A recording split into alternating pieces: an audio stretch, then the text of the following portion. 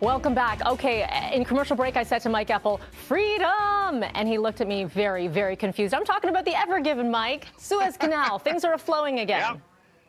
Yes, indeed. They got her moving, Melanie, after what it was, stuck in the sand for 6 days on the Suez. But that ship, you know, the dynamics of the size of that vessel, when you think about it, I mean, the pictures actually don't give it enough heft as far as I'm concerned. You need something almost right next to it to indicate how tall it and large it is.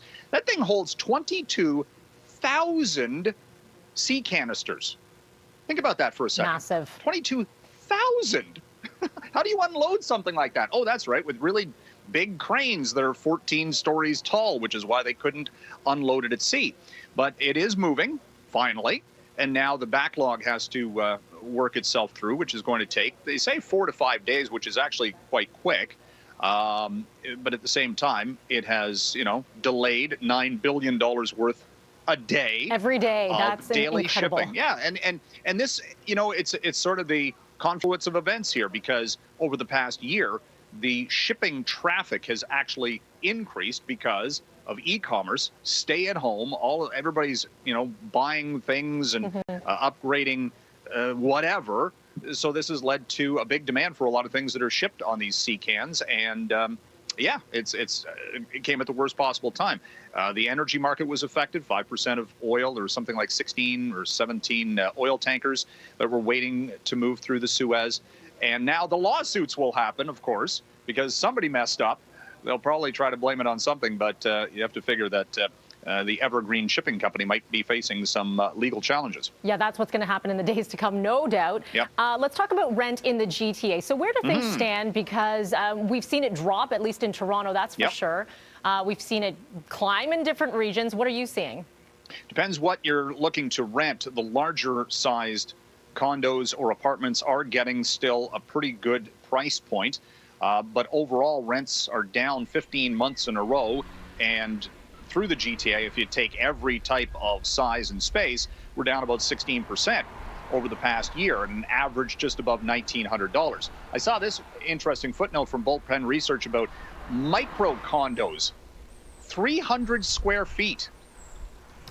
Think about that. 300 square feet. Okay, so you can get a kind of small. And yeah, that's not kind of. That's really small. That's really small. I'm going, we have that, things that small. Anyway, the prices for those down 27%. I wonder why? Because people want space. So it's going to be interesting. In many ways, Mike, people want all kinds of space. Exactly. And again, if you own one of these, are you getting enough to cover the bills on your mortgage and what have you, and of course the ripple effect. And we've seen condo prices come down a little bit, right? Absolutely. Okay, Mike, whenever I hear about a leak, you know, a leaked report of this initiative, this is happening, I always wonder if that's coming internally. And so this one is Volkswagen. They put up a memo yesterday that was dated April 29th.